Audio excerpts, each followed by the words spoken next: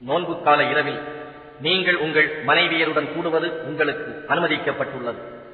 அவர்கள் உங்களுக்கு ஆடையாகவும் நீங்கள் அவர்களுக்கு ஆடையாகவும் இருக்கின்றீர்கள். நீங்கள் ரகசியமாக தம்மை தாமே வஞ்சித்துக் கொண்டிருந்ததை அல்லாஹ் நன்கறிவான். அவன் உங்கள் மீது இரக்கம் கொண்டு உங்களை மன்னித்தான். எனவே இனி நோன்பு இரவுகளில் மனைவியருடன் கூடி அல்லாஹ் உங்களுக்கு விதித்ததை தேடிக்கொள்ள அனுமதிக்கப் பெற்றிருக்கிறீர்கள். இன்னும் ஃபஜ்ர் அதிகாலை நேரம் வெள்ளை நூல் கருப்பு நூலிலிருந்து தெளிவாக தெரியும் வரை உண்ணுங்கள், பருகுங்கள். பின்னர் இரவு வரும் வரை நோன்பை பூர்த்தி செய்யுங்கள். இன்னும் நீங்கள் பள்ளிவாசலில் தனித்து இஃப்திகாஃபில் இருக்கும் போது உங்கள் மனைவியருடன் கூடாதீர்கள். இவையே அல்லாஹ் விதித்த வரம்புகளாகும். இவற்றை கடக்க நெருங்காதீர்கள். இவ்வாறே கட்டுப்பாடுடன் தங்களை காத்து பயபக்தியுடையோர் ஆவதற்காக அல்லாஹ் தன்னுடைய சான்றுகளை தெளிவாக்குகிறான்.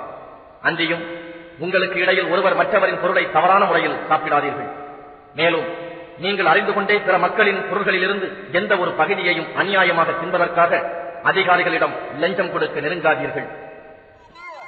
Quran Voice Tamil Subscribe